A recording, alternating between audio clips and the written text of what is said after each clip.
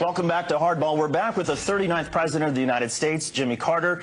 His new book is called Palestine, Peace, Not Apartheid. And President Carter, why did you use the word apartheid in the book's title? Well, let's look at the entire title, if you don't mind. The first word is Palestine, which involves the land that belongs to the Palestinians, not the Israelis. I didn't refer to Israel because there's no semblance of anything relating to apartheid within the nation of Israel.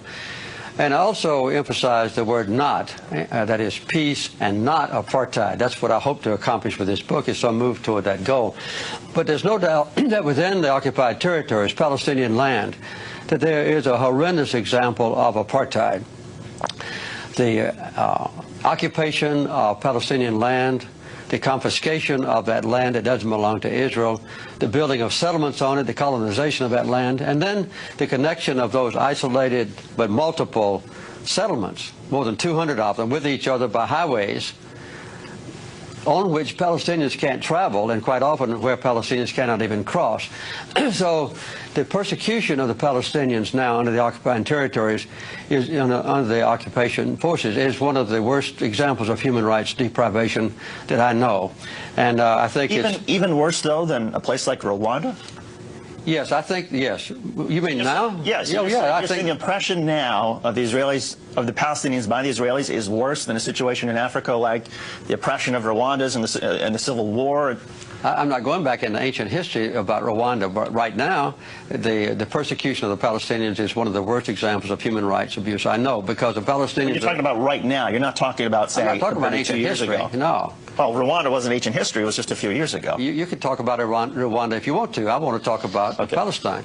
What is being done to the Palestinians now is horrendous in their own territory by the occupying powers, which is Israel. They've taken away all the basic human rights of the Palestinians, as was done in South Africa against the blacks. And I make it very plain in this book that the apartheid is not based on racism, as it was in South Africa, but it's based on the desire of a minority of Israelis to acquire land that belongs to the Palestinians and to retain that land, and then to exclude the Palestinians from their own property and subjugate them so that they can't arouse and demonstrate their disapproval of being robbed of their own property. That's what's happening in the West Bank. And the people in this country, in America, never know about this. They never discuss this. There's no debate about it. There's no criticism of Israel in this country. And in Israel, there is an intense debate about the issues in this book. In this country, no. I agree. I mean, I wish we had that sort of debate that they're having in Israel. I wish we had that in the United States. But give us a sort of sense, how much of the responsibility for the conflict, the Israeli-Palestinian conflict, do you think belongs to the Israelis for their tactics like seizing land and occupying territory that didn't belong to them? How much of it is the responsibility of the Palestinians for their suicide terror attacks and their bombings within Israel proper? Well, as a matter of fact, the basic cause of the conflict is a sustained occupation of other people's land by the Israelis. And this is a direct violation of United Nations resolutions.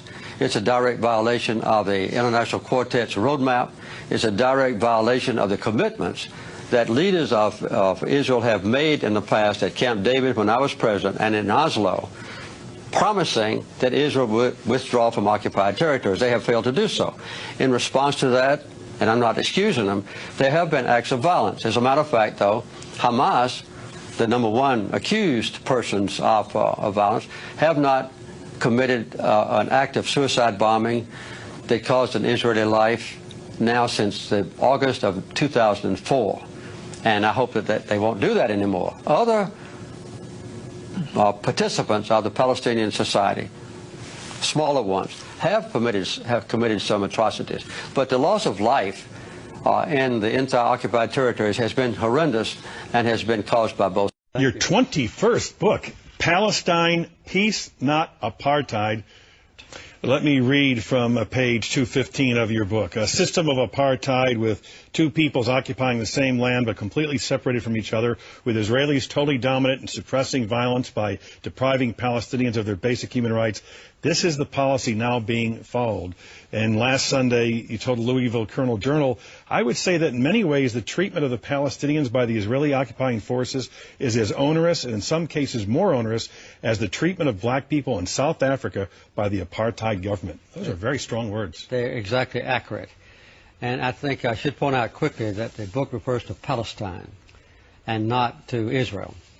And I also make clear in the book that the apartheid that is perpetrated now on the Palestinians in the occupied territories is not based on racism. It's based on the desire by a minority of Israelis for Palestinian land.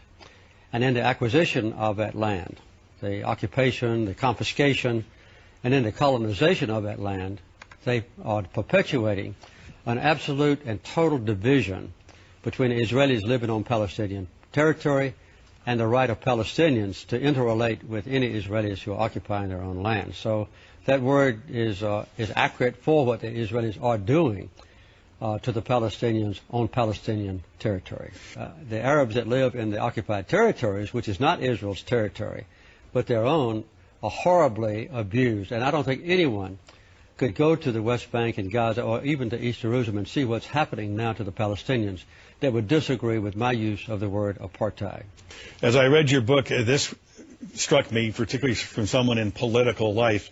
You wrote the following: there are constant and vehement political and media debates in Israel concerning its policies in the West Bank, but because of powerful political, economic, and religious forces in the United States, Israeli government decisions are rarely questioned or condemned.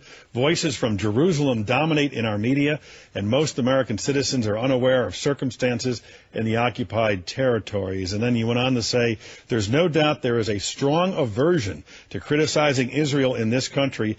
I wouldn't say it's all because of intimidation, but that is one factor. Yes. Do you disagree with that? Well, I won't ask you that. You're the one asking questions. But I don't think anyone could disagree with that.